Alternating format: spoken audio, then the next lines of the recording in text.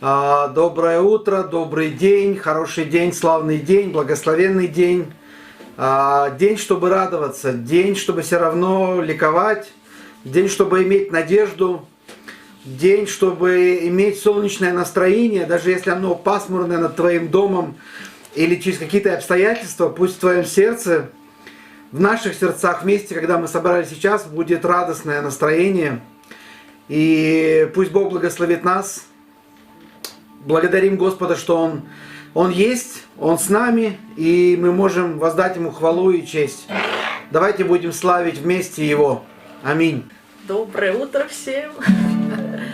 Да, будем славить нашего Бога, как будто мы все вместе. И не думайте, что вы просто на каком-то концерте или просто смотрите какую-то запись. Просто постарайтесь сейчас просто прийти в Божье присутствие. Это здорово, когда мы не просто в церковь приходим и славим Бога, но когда мы с семьей, в неформальной обстановке, не только в церкви, где все инструменты, все есть, все классно, а когда мы в семье где-то там с утра что-то там, кто-то покушал, кто-то проспал, но мы можем славить Бога все равно. Аллилуйя, Господь, мы славим Тебя.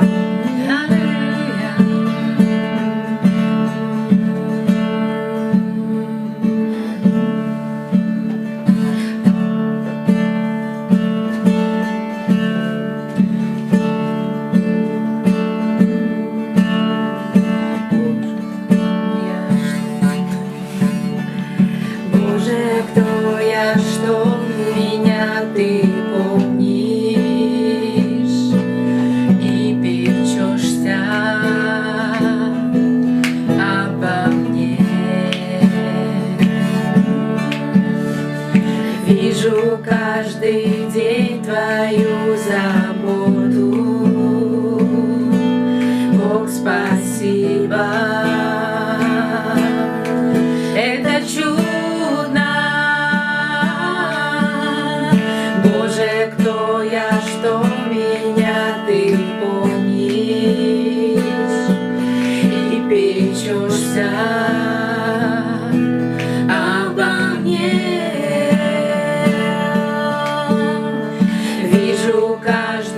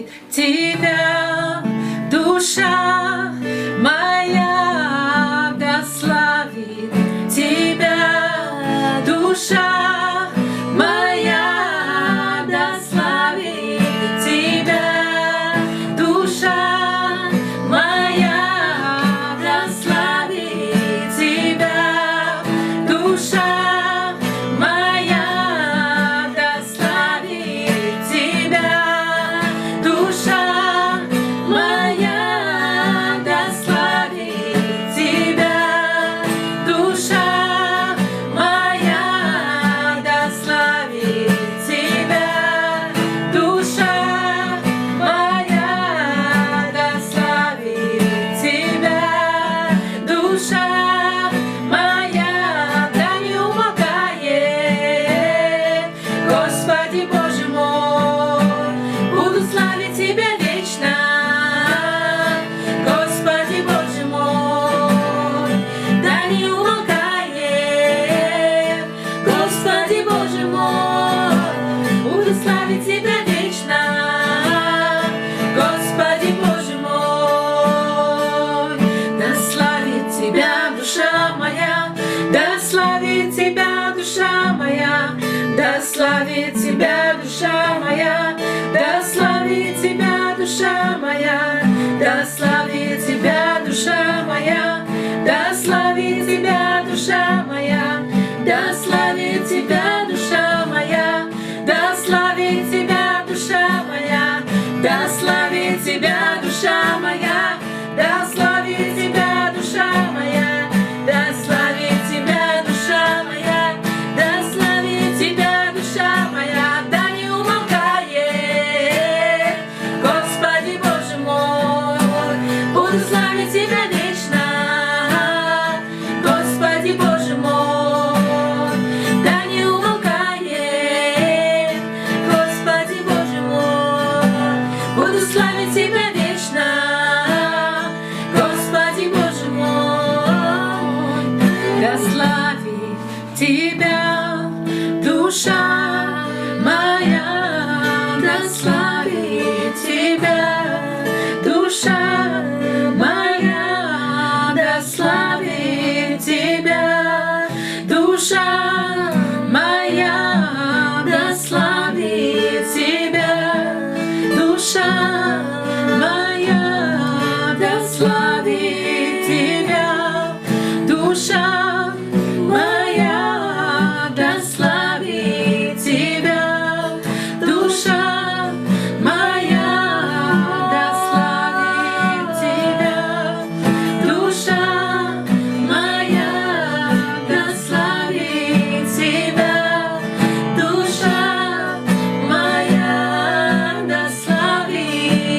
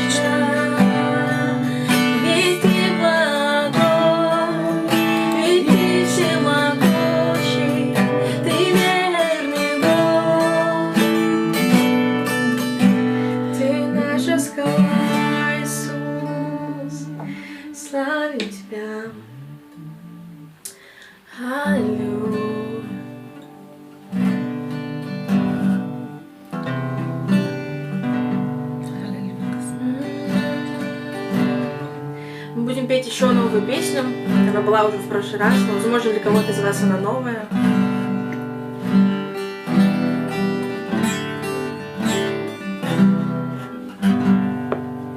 Повелитель сердец, будь горой ты для меня, куда я бегу всегда, ой, песнь моя.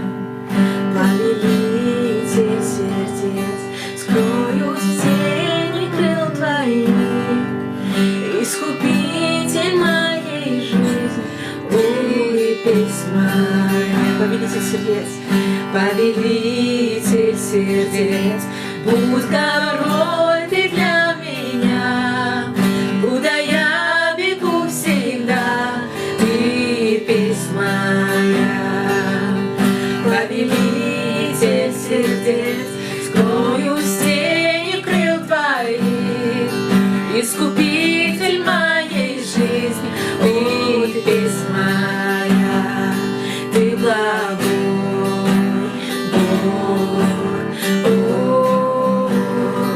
Ты благой Бог, ты благой Бог, ты благой Бог, повелитель сердец, ты мой ветер в парусах, я каймой во время волн, ты песнь моя. Повелитель сердец, зажигай огнем сердца, будь эхом моих дней, о, ты песнь моя. Повелитель сердец, ты мой ветер в парусах, я каймой во время волн, ты песнь моя. Повелитель сердец, зажигай огнем сердца, будь эхом моих дней, ты песнь моя, ты благой Бог, ты благой Бог, все вместе скажем, ты благой Бог, ты благой Бог,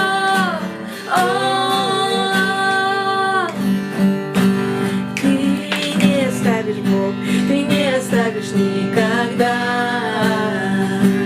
ты не оставишь, Бог, ты не оставишь никогда, ты не оставишь, Бог, ты не оставишь никогда, ты не оставишь, Бог, ты не оставишь никогда, ты не оставишь, Бог, ты не оставишь никогда, ты не оставишь, Бог, ты не оставишь никогда, ты не оставишь, Бог, ты не оставишь никогда, ты не оставишь, ты не оставишь, Бог, ты не оставишь никогда, ты благой Бог, ты благой Бог, ты благой Бог, ты благой Бог, ты благой,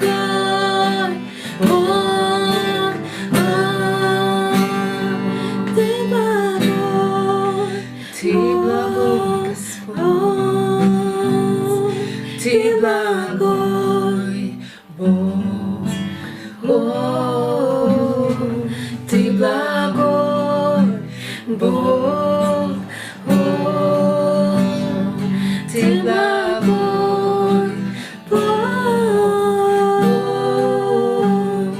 ты благой Бог, ты благой Бог, ты благой Бог, каждый миг ты благой.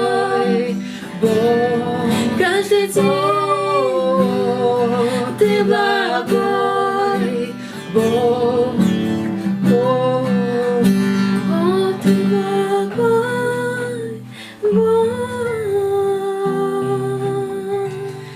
Ты благой Бог. О, Ты благой Бог. Господь, спасибо Тебе. Мы поклоняемся Тебе, Господь. Господь, спасибо Тебе, Господь, за Твою любовь. Безмерную. Необъятную любовь.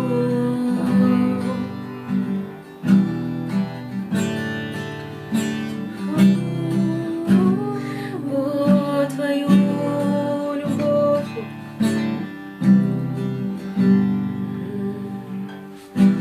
Еще до первых слов голос Твой во мне звучал.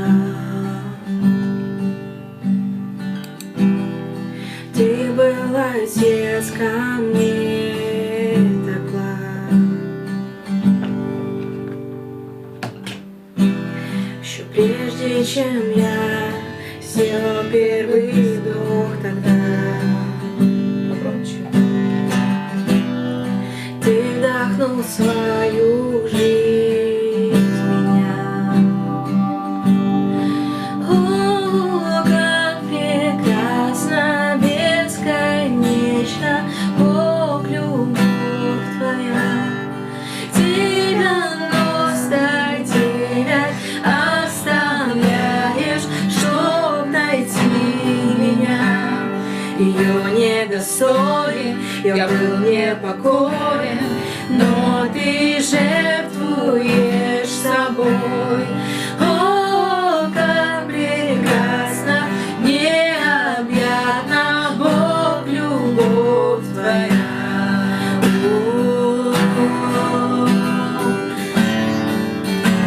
Любовь Твоя, Бог, любовь необъятна. Когда был врагом, боролся Ты за меня.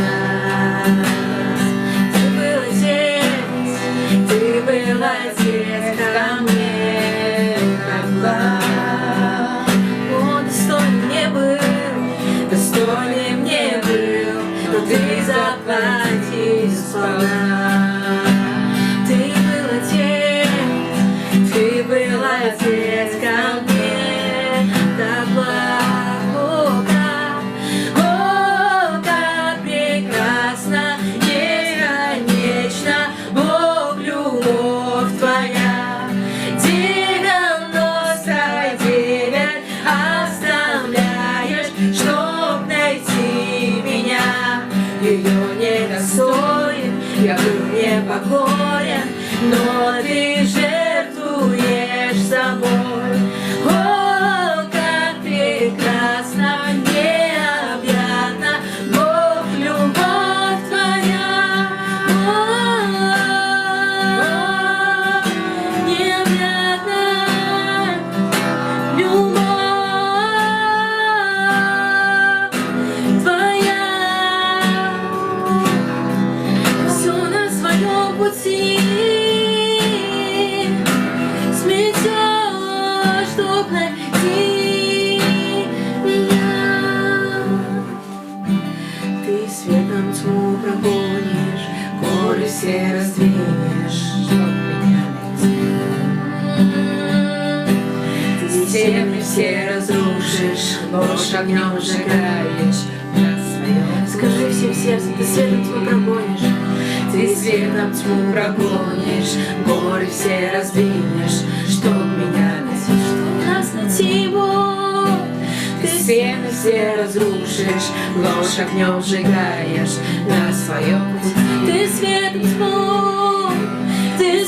тьму прогонишь, горы все раздвинешь, чтоб меня найти в темноте, Бог.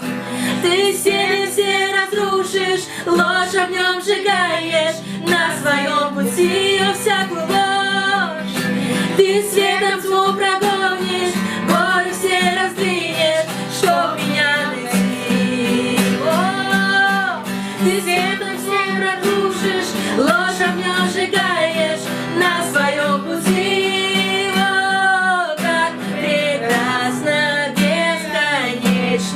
Бог, любовь Твоя. 99 оставляешь, чтоб найти меня. Ее недостоин, я был непокорен, но Ты жертвуешь собой. О, как прекрасно, необъятно, Бог, любовь Твоя. О, как прекрасно, бесконечно, Бог, любовь Твоя. 99 оставляешь, чтоб найти меня. Ее недостоин, я был непокорен, но Ты жертвуешь собой. О, как прекрасно, необъятна, Бог, любовь Твоя. Прекрасный Господь, Ты все сжигаешь на своем пути, что мешает Тебе, Иисус, коснуться нашего сердца. Ты находишь меня, Иисус. Давайте еще раз споем: светом тьму прогонишь.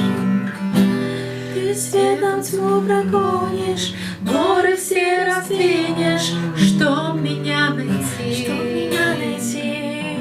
Ты стены все разрушишь, ложь огнем сжигаешь на своем пути. Ты светом тьму погонишь, горы все раздвинешь, чтоб меня найти. Ты стены все разрушишь, ложь огнем сжигаешь на своем пути. Вот и света, Ты светом тьму прогонишь, горы все раздвинешь, чтоб меня найти. Ты стены все разрушишь, ложь огнем сжигаешь на своем пути. О, как прекрасно, бесконечно, Бог, любовь Твоя. 99 оставляешь, чтоб найти меня. Ее недостоин, я был непокорен, но Ты жертвуешь собой. О, как прекрасно, необъятно, Бог, любовь Твоя.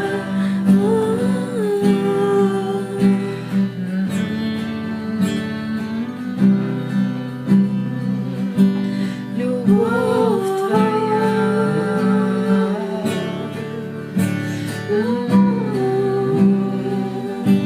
Любовь Твоя, Господь.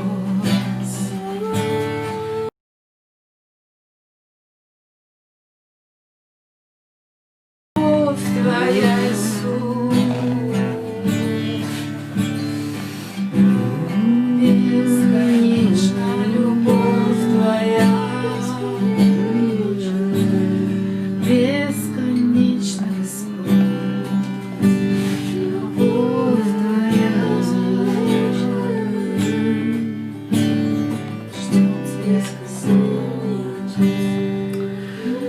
Дорогой Небесный Отец, мы благодарим Тебя за эту благодать, что мы, Господь, на этой земле, Ты, Господь, имеешь для нас, Ты предназначил прийти нам. Ты определил, Господь, времена и сроки, и Ты знаешь, Господь, все о том, что происходит в нашей жизни, вокруг нас.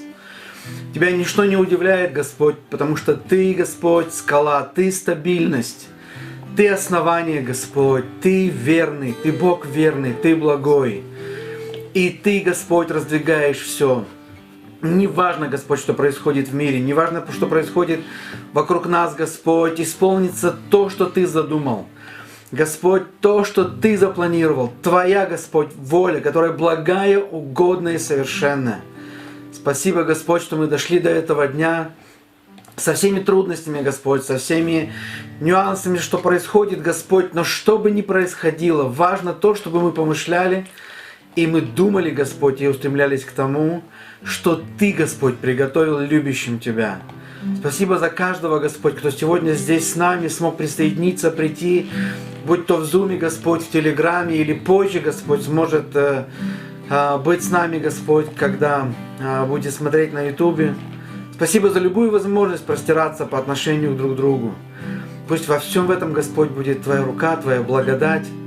И пусть сегодня этот день будет, Господь, наполнен, насыщен, Господь. И каждый день, не только этот день, но каждый день будет насыщен Тобой, Господь. Тобой, потому что без Тебя, Господь, нам нет смысла двигаться дальше. Без Тебя мы не можем ничего. Мы нуждаемся в Тебе. Ты, Господь, все для нас. Поэтому, Господь, мы верим и доверяем Тебе, что Ты раздвигающий. Ты, Господь, все устрояющий. Ты освещающий нас. Пусть Твой свет да пребудет с нами сегодня, Господь. Аминь. Спасибо левитам, спасибо прославляющим. Привет еще раз всем. Шалом, шалом, драгоценные. Я не знаю, сколько вас уже сейчас, но сколько бы ни было, вы все, каждый из вас, вы дороги, вы драгоценные. И сегодня на самом деле, вы знаете, праздничный день. Израиль сегодня, точнее вчера, позавчера, но также и сегодня, особенно те, кто за пределами Израиля, то есть все евреи, которые чтут Бога, они отмечают праздник Шавуот. Я буду кратко о нем сегодня, и больше мы коснемся позже. Праздник Шавуот — это праздник седмиц, то есть 7 недель или 7 седмиц — это 7 недель, которые должны были быть посчитаны после Песаха, когда народ израильский выходил из Египта. И тогда это было знаменование как бы праздника, это также праздник жатвы. Вот, и также это то время, когда была дарована Тора, дарование Торы на Синае.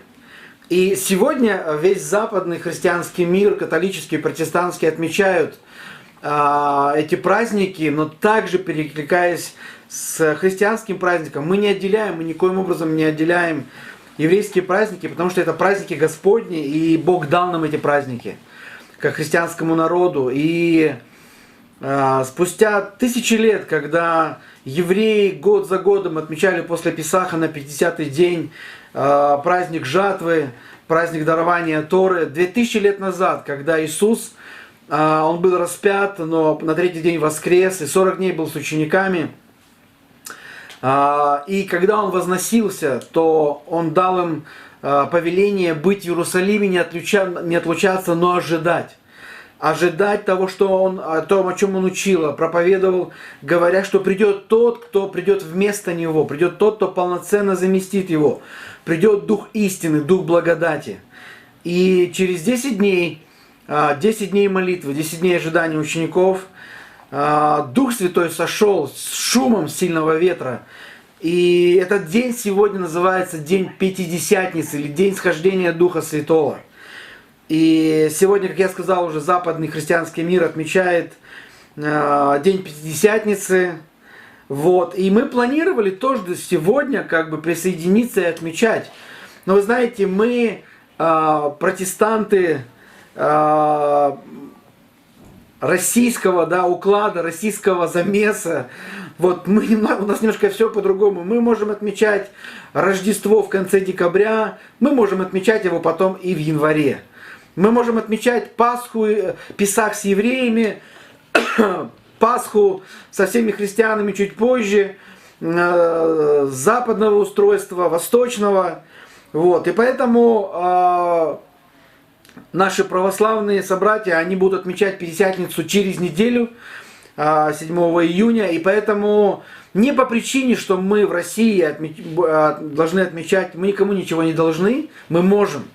И мы будем отмечать праздник Пятидесятницы ровно через неделю. И причина изменения регламента или причина изменения послания — это то, что Бог вложил в мое сердце сегодня, имея в сердце радость праздника, говорить немножко о другом. Конечно же, это замечательная возможность присоединяться к праздникам Господним. И всегда праздник — это радость. И радость — это здорово. И знаете, как на какие-то праздники дарят подарки, на дни рождения, На Рождество есть традиция благословлять друг друга. И вообще, когда есть праздник, хорошее настроение, всегда хорошо делиться хорошим настроением, хорошим какими-то мыслями, какими-то хорошими идеями. И просто давать какие-то благословения напрямую или в соцсетях, или в WhatsApp пересылать друг другу. Поэтому праздники это здорово. И мы будем, конечно же, радоваться и праздновать. Но нет смысла в празднике ради праздника. Когда люди просто что-либо отмечают, ну вот просто давайте лишь бы, чтобы отметим, да. Особенно, когда в мире люди отмечают лишь бы только повеселить себя, разогреть себя, потом они уже не контролируют себя, и вообще непонятно, до чего это может дойти. Поэтому, допустим, вот день рождения, это замечательный праздник, человек пришел в мир, он родился, каждый год он отмечает свой день рождения, но вопрос, конечно, и к христианам тоже, и к нам, как бы, да, но люди в мире в основном отмечают день рождения ради просто повеселиться. Повеселиться, оторваться, возможно, пригласить друзей, какие-то горячительные напитки и далее. Вот. Но так ли у нас все осмысленно в христианской среде у нас, когда мы отмечаем день рождения, и мы берем внимание на то, что мы прожили целый год, что мы... Сейчас, секундочку, у меня тут картинка моего послания. Сейчас заново. 5 секунд. Да. Я вернулся, я с вами. Моя картинка послания вернулась. Отмечая день рождения, люди не делают каких-то выводов, они не размышляют о том, как они прожили год, какие-то устремления, понимание, что впереди. Просто плывут по течению. Ну вот давай отметим день рождения, давай отметим Новый год, давай отметим Пасху, еще какие-то праздники. Но как христиане мы не должны быть, знаете, как-то бездумны, безвольны. Просто праздник ради праздника. Ну давайте просто повеселимся. Вот Пятидесятница, давайте отметим ее воскресенье, давайте порадуемся, что Дух Святой сошел, немножко поговорим об этом. Но смысл, я думаю, того, что произошло 2000 лет назад. И как я уже сказал, мы будем говорить об этом в следующее воскресенье. Мы будем еще больше петь, мы будем еще больше радоваться. Но как важно и как хорошо, чтобы мы понимали смысл того, что происходило до нас. Какая часть это для нас. И говоря о праздниках. Поэтому, как я уже сказал, анонсируя Пятидесятницу, мы будем отмечать в следующее воскресенье. Сегодня я хотел бы поговорить, и моя проповедь называется сегодня «Ходить в истине» или «Как ходить в истине».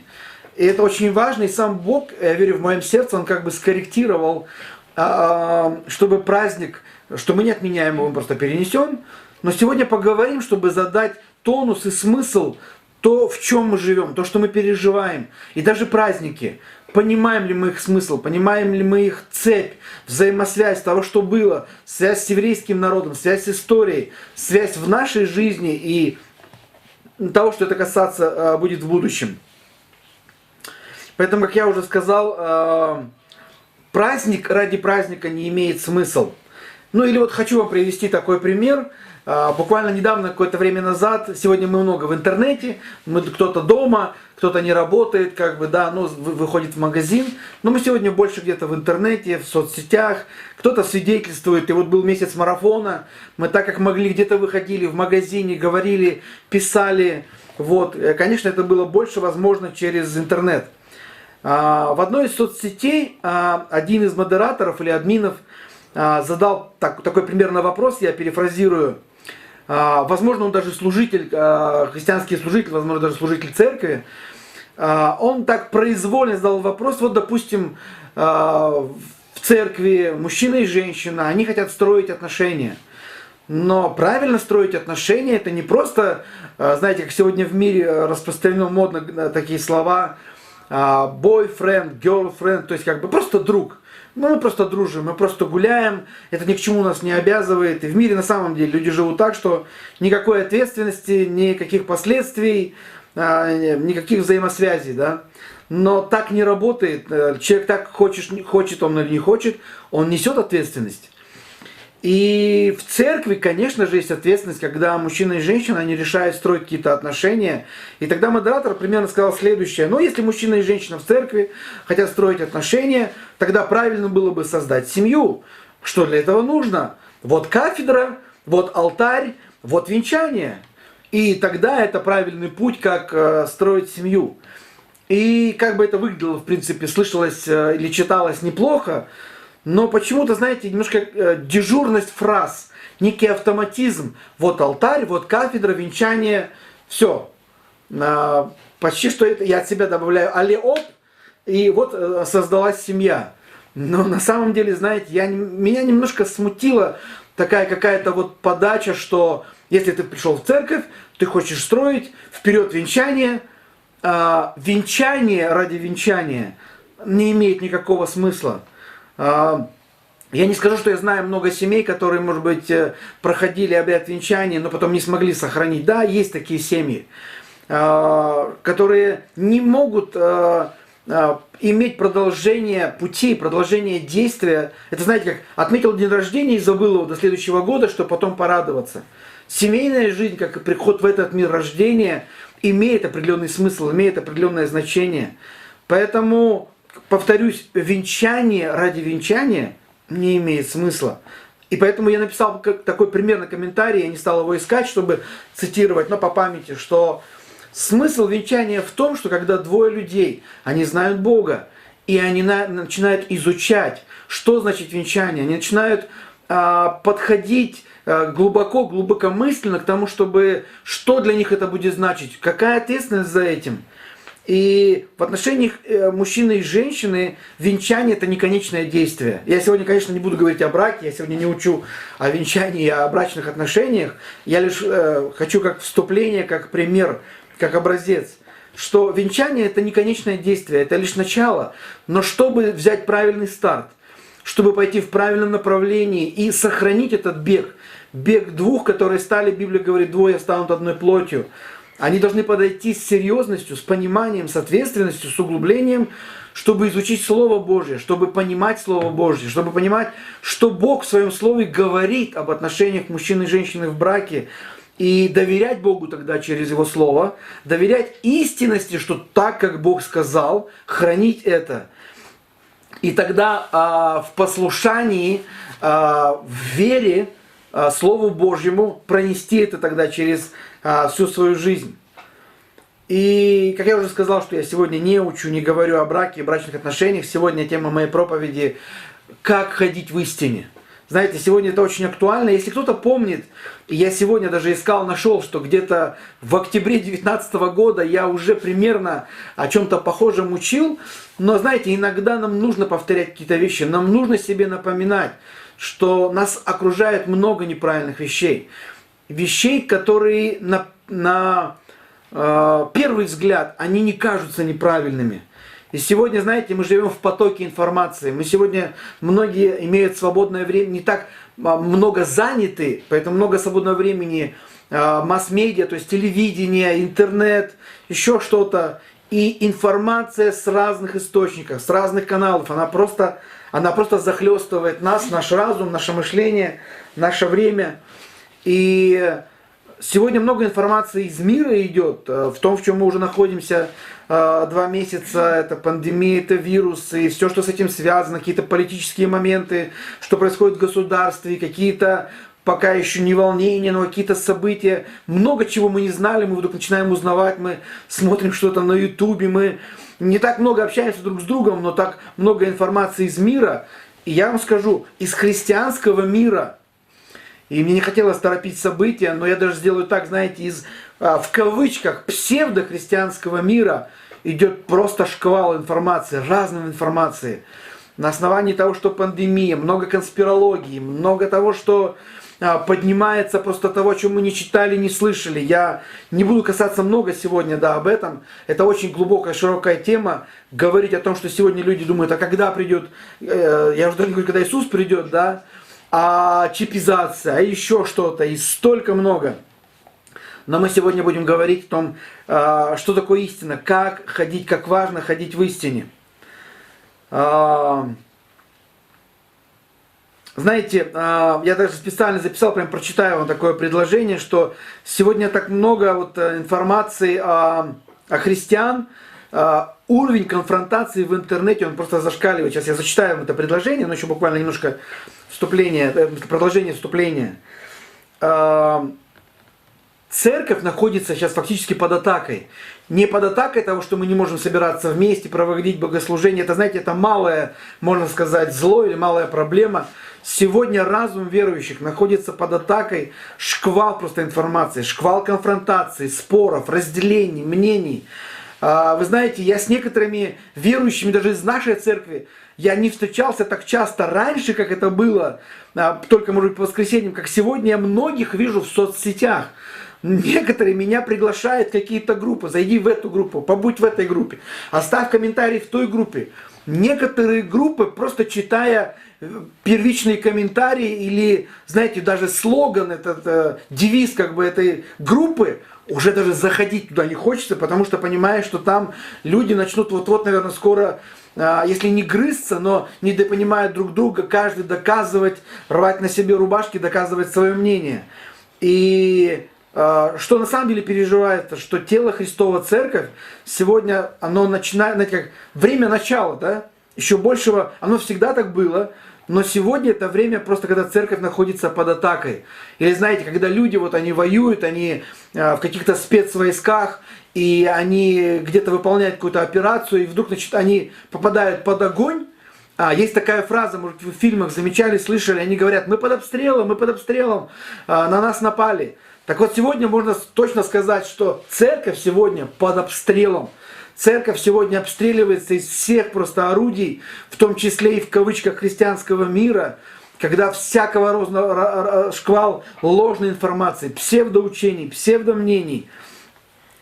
И то, что видно, что, знаете, все больше и больше начинают подниматься всякие лжеучителя, какие-то лжепророки, какие-то предсказатели на христианских сайтах, в христианских группах. И вот предложение, которое я записал, хочу вам зачитать.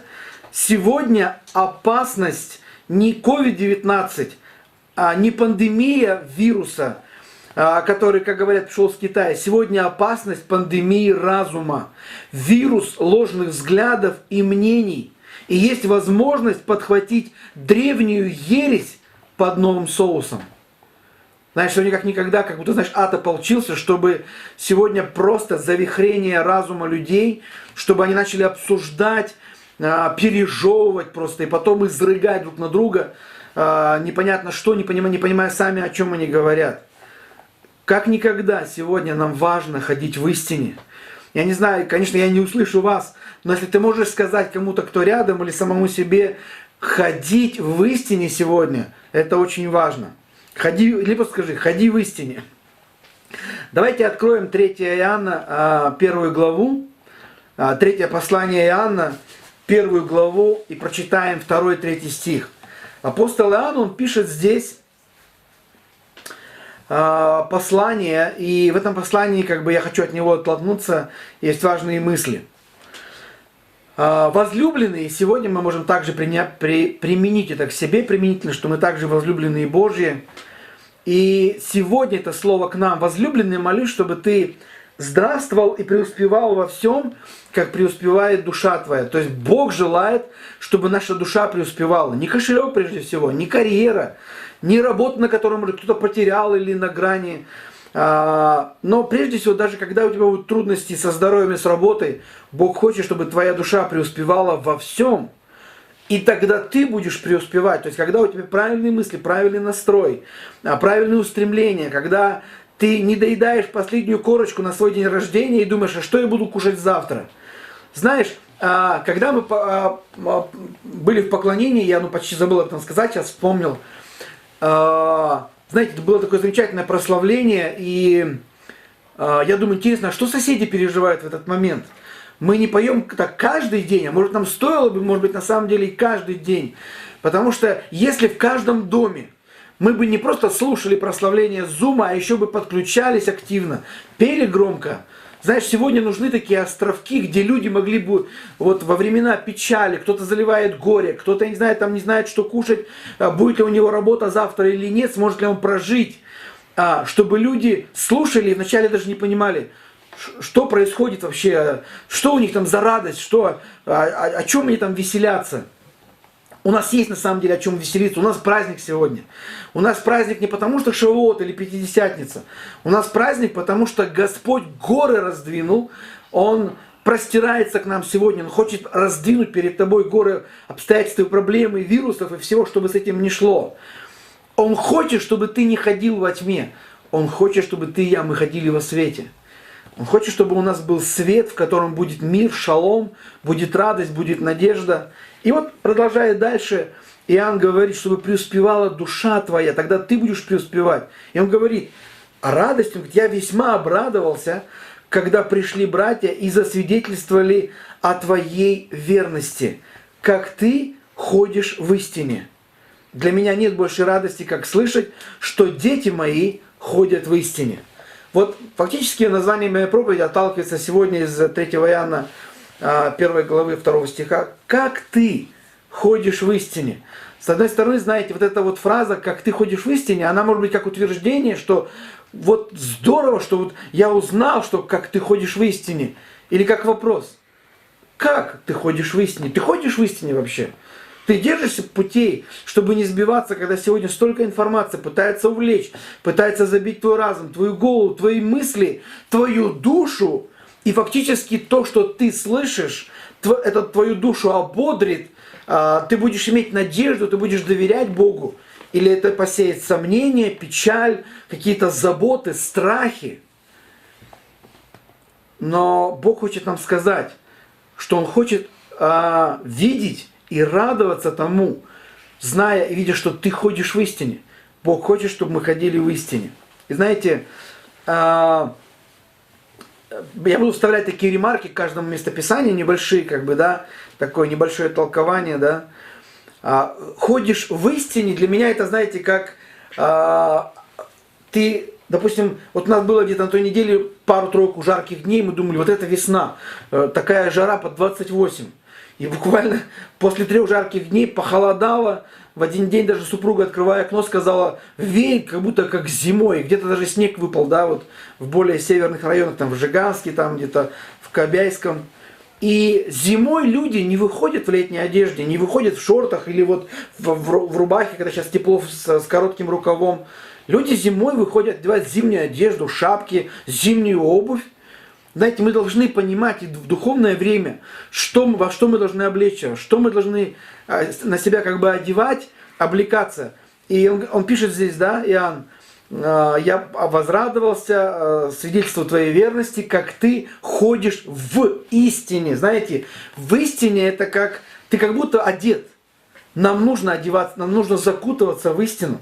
Нам нужно знать истину. Нам нужно понимать, когда сегодня приходят какие-то страхи, и многие учителя, опять же говорю в кавычках, да, многие пророки или многие прорицатели или пытающие научить жизни наставники, особенно через интернет, будут говорить тебе и пугать тем или иным. Вы знаете, сегодня, я не хочу вас напугать, но сегодня люди в мире говорят, вы что, это лишь первая волна вируса, пандемии, а в октябре будет 2-я волна.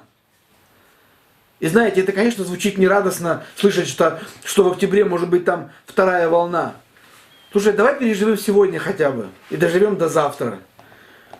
До октября еще дожить надо. И поэтому сегодня день, сегодня есть возможность чему-то радоваться. Сегодня после богослужения, если у тебя есть что-то дома в холодильнике, достань, накрой на стол. Нет, есть возможность финансово заказать, закажи. Но порадуйся хоть чему-то, да. Выгляни в окошко, и у меня вот оно сбоку от меня. Там тучки, но местами голубое небо и солнце пробивается. Можно найти чему-то радоваться. Вчера я целый день, к концу дня я почти чуть ли, знаете, с языком на плече завершил день, потому что у меня был первый опыт. Я мебель вчера сотворял. Это, конечно, громко назвать мебель, но для меня это была моя первая мебель, которую я не собирал готовую, а сам пытался сделать. Вот, еще не до конца доделал, но уже свет в конце тоннеля виден. Я думаю, что это немножко радует мою супругу и как-то облагораживается наше жилище. И сил уже было почти не было. Но это не значит, что в бессилии ты продолжаешь завтрашний день, что сегодня ты закончил тяжело и как бы может быть плохо, завтра будет еще хуже. Да, может быть, ты встаешь, тебя тянет, у тебя может быть там что-то со спиной там, или с мышцами, но взбодрись, попей чайку или кофейку, я не знаю, или еще что-то, да. Истина, она способна ободрять, истина, она способна давать тебе правильное направление и оживление. Поэтому давай будем одевать на себя истину. Конечно, мы должны понимать тогда, что такое истина и что на себя одевать. Вот. Я даже, знаете, скажу так, что тема ходить в истине и как быть защищенным от того, что сегодня много неправильного, ложного и негативного, этой проповеди сегодня не достанет. Я специально на этой неделе выложу еще как минимум 2-3 проповеди, которые, чтобы могли помочь вам немножко разбираться в теме, чего нам как бы, да, хорошо как бы не бояться, но быть в безопасности. Даже добавлю еще, прежде чем пойду дальше, вы знаете, нам не нужно разбираться с негативными вещами, нам прежде всего нужно утвердиться в правильных вещах, в праведности. Есть такой пример, когда сейчас, конечно, есть счетные машины, которые считают деньги и могут определить подделку, поддельные деньги. Но раньше, когда пересчетом денег занимались люди, то когда они делали это достаточно долго, вы знаете, в наших пальцах вот тактильное ощущение, что-то есть, как бы, да. Вот когда я, допустим, в перчатках что-то делаю, я не так удобно чувствую, чтобы какой-то болтик держать, закрутить, чем когда это в руках. Руки очень чувствительные. И люди, когда пересчитывали деньги в банках, они настолько были настроены, глаз и руки были настроены на то, но особенно руки, чтобы чувствовать поддельную купюру, потому что в саму купюру было заложено какие-то вот водяные знаки, какая-то рифленость, еще что-то. Когда они пересчитывали деньги, то автоматически человек уже инстинктивно, да, интуитивно, он просто откидывал ложную купюру. Поэтому, может, нам не нужно копаться, разбираться, чипизация, не чипизация, когда церковь восхитится до или после, или много других вещей. Нам нужно знать базовые христианские ценности, базовые христианские истины, и тогда облекаться в них, тогда хранить их в своем сердце, чтобы негативные, неправильные, ложные вещи, когда бы они приходили, если бы они приходили в нашу жизнь, мы могли бы с легкостью, и вот здесь Дух Святой, Дух сошедший, Дух живущий в нас, Он будет помогать нам на основании Слова Божия, на основании Библии, понимать, что-то здесь не так, что-то здесь не согласуется. Мне нужно пойти в Писание, мне нужно проверить. А какие-то вещи будут просто очень явно и уверенно. Стоп, это точно не от Бога, это точно противоречит Библии. И давайте тогда еще откроем Псалом 90, 4 стих. Мы знаем, Псалом 90 это Псалом обетование, так Псалом еще называют его ковчег завета, ковчег спасения, где открывается, что как Бог, на которого мы уповаем, Он дает нам защиту. И вот автор Псалма говорит здесь: «Перьями своими осенит тебя, под крыльями его будешь безопасен, щит и ограждение истины его». Здесь таких есть пару моментов. Во-первых, что истина это абсолют. Истина – это абсолютное мерило. Как люди говорят сегодня, правда, моя правда, и у каждого своя, это твое мнение, ты так считаешь. Но как бы ты ни считал, сегодня, знаете, то, что люди считали неверным, неправедным, нечистым лет 50 назад или даже 20 лет назад, сегодня с легкостью многие неправильные вещи считаются нормой. Гражданский брак, однополые какие-то браки, какие-то сексуальные какие-то отношения. Я не знаю, кто-то захватил из вас, нет. Как знаете, сегодня есть модное слово «хайпануть». То есть, знаете, как-то проявить себя по-особенному. Одно служение доставки пиццы решило по договоренности нанять доставщиков в почти полном отсутствии надежды, в нижнем белье. Девушки, которые в нижнем белье в бикини, разносили пиццу по тем, кто заказал ее. И было много негативных комментариев. Ваш покорный слуга не остался тоже молчаливым. Я просто написал: стыд и срам, до чего мы докатились. Понятно, что, может быть, у этих девушек не было работы, и раньше они танцевали в каких-то клубах стриптиз. Им нужно не работу поменять, им нужно поменять мышление и взгляды на жизнь. Потому что такая работа ни к чему хорошему не доведет, и такая подача. Поэтому истина, написано, Его. Истина, она у Бога прежде всего. Бог это и есть на самом деле истина. И когда мы примем Божью истину, Божьи взгляды на те или на иные какие-то отношения, на какие-то жизненные моменты, тогда мы можем сказать: истина Его, она щит и ограждение для меня. То есть мы будем защищены в нашем разуме, в наших оценках, суждениях, в наших выборах каких-то, да, в том, что куда мы движемся, да, что мы делаем, к чему мы придем. Это правда Божья. Она нам покажет, защитит нас. Тебе не стоит это делать, тебе не стоит общаться с этими людьми, тебе не стоит отношения в бизнес вот с этими партнерами, потому что они заведут тебя вообще неизвестно куда.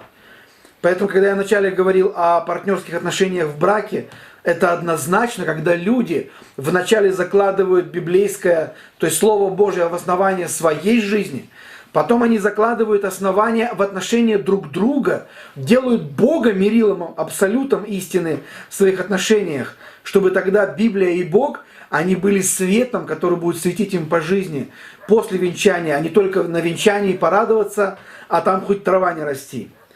Поэтому Божья истина, она и есть щит и ограждение. Давайте откроем притчи 3 главу, 3 стих. Пока вы открываете или вам высвечивается притча 3 глава, 3 стих. Просто добавлю, что истина – это прерогатива Бога, то есть Он автор истины, Он это есть истина.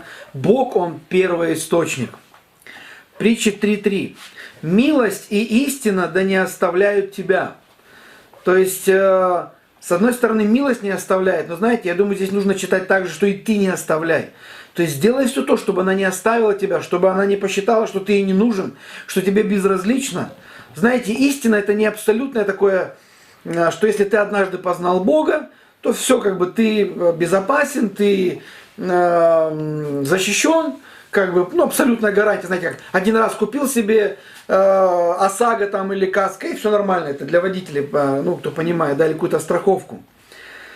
На самом деле, истина это то, что мы должны поддерживать. Истина это то, что мы, знаете, как спортсмены, они тренируют поддерживать свою мышечную массу, быть в тонусе. Мы должны хранить, потому что, знаете, ереси, Библия говорит, что даже сатана приходит в лице ангела света. И нам очень важно, на самом деле, хранить и быть с истиной дружными, чтобы под каким бы соусом, как бы красиво не подал себя сатана. И сегодня, знаете, много ересей или учений, которые говорят: это уже можно не делать, это уже было, а это уже Господь так не работает. Чтобы быть очень внимательными и потом не оказаться не у дел, и не оказаться у разбитого корыта. И поэтому, еще раз читаю: милость и истина да не оставляют тебя, обвяжи ими шею твою и напиши их на скрижали сердца твоего. Смотрите, да, напиши, обвяжи шею. Смотрите, что интересно, да, люди, когда есть какая-то прохладная ситуация, когда зима, что мы делаем, да, мы обвязываем шею. Почему? Я сейчас не объясню, я не доктор и не скажу, просто примерно такие бытовые мысли.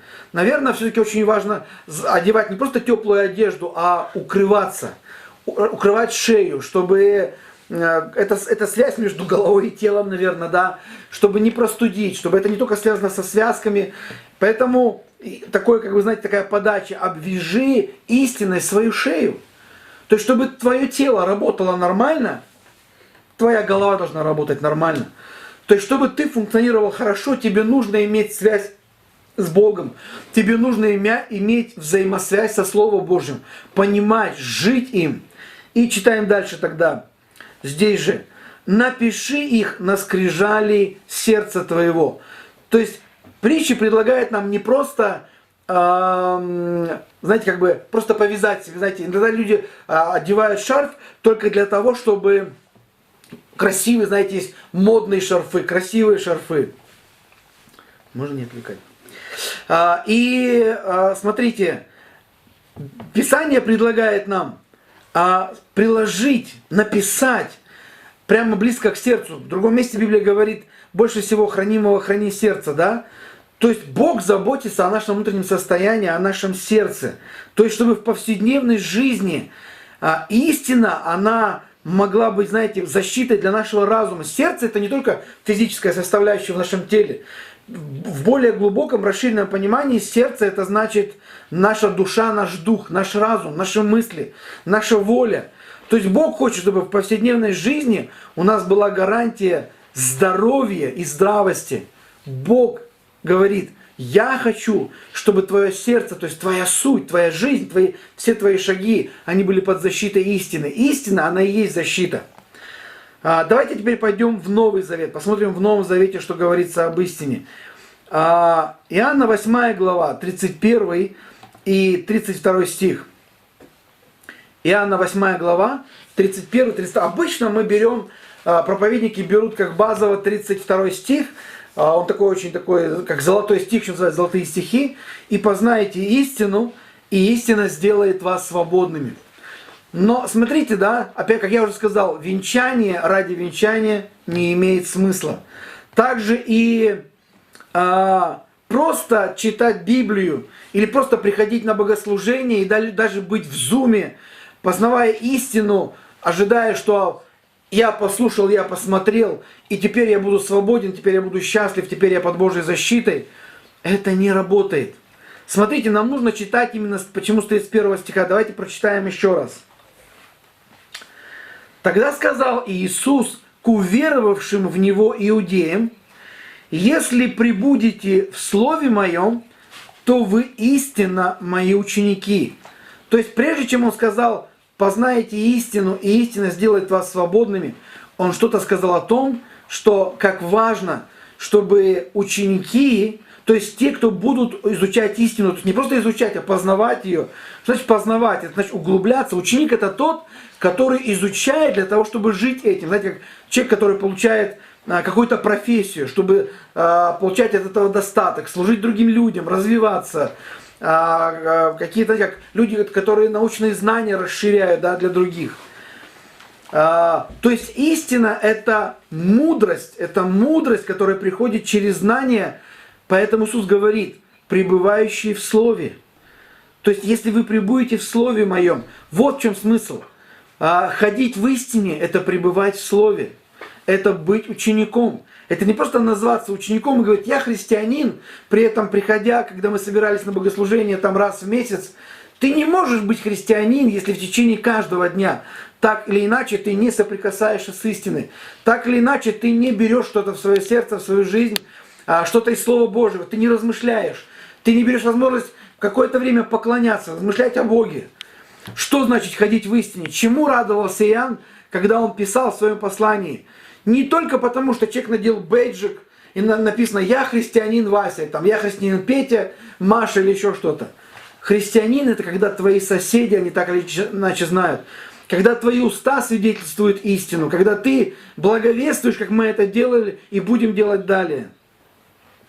Поэтому, когда мы будем пребывать в Слове, когда мы будем Его учениками, то есть мы ученики, это пожизненно, вот тогда истина, которую мы познаем, и она будет входить в нас, она будет давать нам свободу, она будет давать нам защиту, она будет защищать нас от того, что сегодня, как я уже говорил, шквал просто негативной информации, ложной информации. Откроем еще Иоанна 14 главу, 6 стих. Иоанна 14 глава, 6 стих.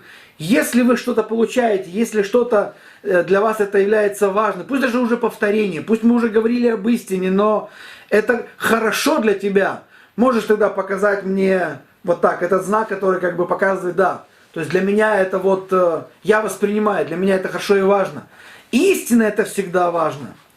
И сейчас мы прямо очень просто откроем, а что же такое истина? Иоанна 14 глава, 6 стих. Я не вижу вас много, я вижу буквально себя, еще пару человек. но кто-то, по крайней мере, показал. Надеюсь, не только для того, чтобы утешить пастора. Ну, хорошо, пастор, ну, все, давай, продолжай проповедь дальше. Знаешь, когда ты можешь так показать Иисусу: Иисус, мне твоя истина нравится, я благословлен твоей истиной. Особенно, когда ты сам переживаешь откровение. Иоанна 14:6. Тут Иисус общается с учениками и отвечает.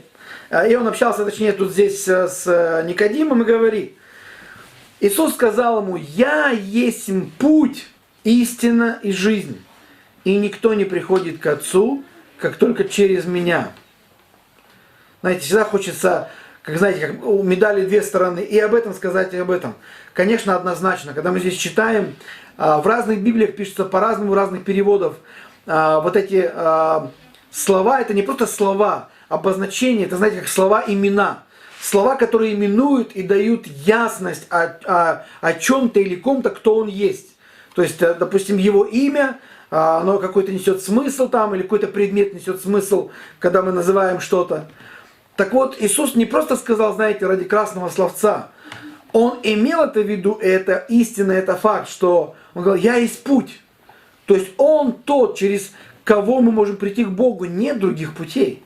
Нет другого Спасителя, нет никакого другого святого. Как бы хотелось бы, да, мы веротерпимы, мы никого не осуждаем, если кто-то верит в Мухаммеда, в Будду, в Кришну или еще кого-то.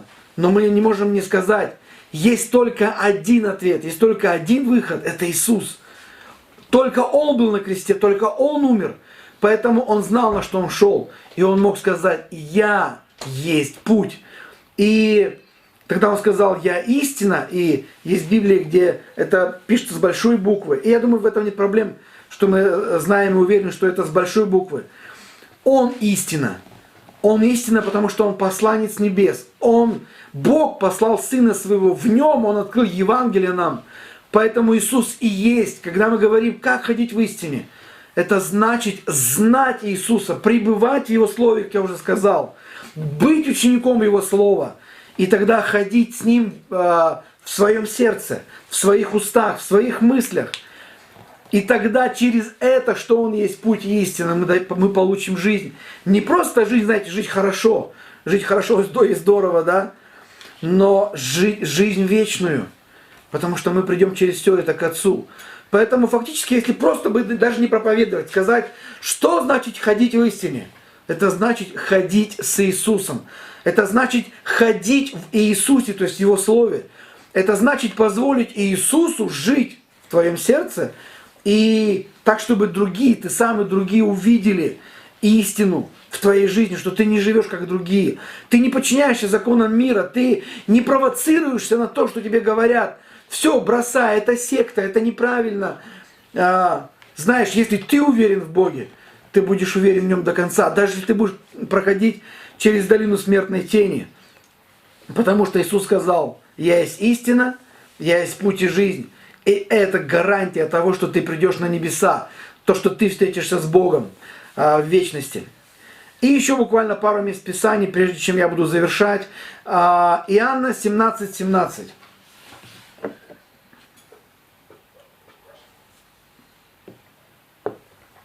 Иоанна 17:17. «Освети их истиною Твоею, Слово Твое есть истина». Как я уже сказал, да, что Иисус, цитируя слова Иисуса, что «Я есть путь и истина», то же самое, что Иисус и Слово это одно. Вначале было Слово, и Слово было от Бога, и Слово было Бог. Иисус и есть это Слово. И когда мы воспринимаем Слово, когда мы его пережевываем, когда мы о нем размышляем, когда в той или иной ситуации, я не знаю почему, но прям сейчас приходит пример, я уже, возможно, его когда-то приводил и не раз тут слышал. В прошлом или позапрошлом году я летал на конгресс Слова жизни в Тбилиси, и весь полет была сильная турбулентность, самолет трясло почти до самой посадки. И вы знаете, это не самое приятное. Ну хорошо, минут 5 потрясет, минут 10 может быть. Я всегда молюсь, чтобы это быстрее прекратилось, чтобы, знаете, всегда хорошо иметь такое, знаете, шаломное состояние, такой покой, тебя не трясет. Знаете, никому не нравится ехать долго по гравийной дороге или дороге, которая с ямами. Вот, и я какое-то время молился, это не прекращалось, как-то, знаете, было неприятно, даже немножко страх начал подступать. В какой-то момент даже вызвали врача, объявили, есть ли врач на борту, потому что кому-то стало очень плохо. И я подумал, ну я не врач, но если не появится врач, то я пойду просто предложу помолиться. Ну, возможно, кто-то, потому что вокруг человека там образовалась группа людей, но я все это время продолжал молиться. И вот это неприятное состояние, мера какое-то такое вот опасение, как бы вот, знаете, никогда не хочется оказаться в ситуации, что самолет вдруг начнет падать как-то, или какие-то вот еще более какие-то печальные какие-то, ну, действия будут происходить. И вот я радикально молился за того, кому было плохо, за полет, за ситуацию. И вы знаете, тогда, когда я молюсь и турбулентность уходит, ну, можно сказать, слава Богу, шалом, летим дальше. Но в этой ситуации турбулентность не закончилась, как я сказал, до последнего, почти до приземления. Но вы знаете, остаток полета, мы там летели где-то, может быть, часа 2, из них половина пути я не летел в страхе уже, потому что мое сердце наполнил мир, на мое сердце наполнила благодать. И турбулентность, она была вокруг самолета, она действовала на самолет, но уже не внутри, на мою душу, на мое переживание. Я уже был в покое. Там мое физическое тело ощущало какое-то беспокойство и какие-то, даже легкие, какие-то, знаете, такие потуги страха. Но внутри был глубокий мир. И поэтому Его Слово и истина, они освещают нас. И тогда Слово Божье приходит. Опять же, это также было, когда я летел в Иркутск. Это была первая сильная турбулентность в моей жизни. Это было очень давно. Я летел на конференцию проповедовать там. А ты в курсе, что вокруг тебя есть люди, которые хотят прийти в твою церковь? Сейчас я расскажу тебе, кто они. Люди вокруг нуждаются в том, чтобы Христос изменил их жизни. Мы создали платформу, которая поможет построить отношения между твоей церковью и людьми из твоего города. CV Outreach – это платформа, которая собирает обращения людей с вопросами о Боге или в поисках поддержки. Она настолько умная, что распределяет письма по геолокации.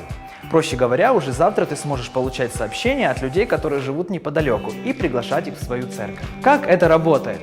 Ты регистрируешься на платформе, проходишь короткое онлайн-обучение, все готово. Через пару дней сообщение уже приходит в твой ящик. Представь, что люди, открытые к разговору о Боге, сами пишут тебе, и у тебя есть возможность встретиться с ними, попить кофе и пригласить их в свою церковь. Мы гарантируем тебе постоянную поддержку и сопровождение. Чтобы подключиться, регистрируйся на сайте CV Outreach.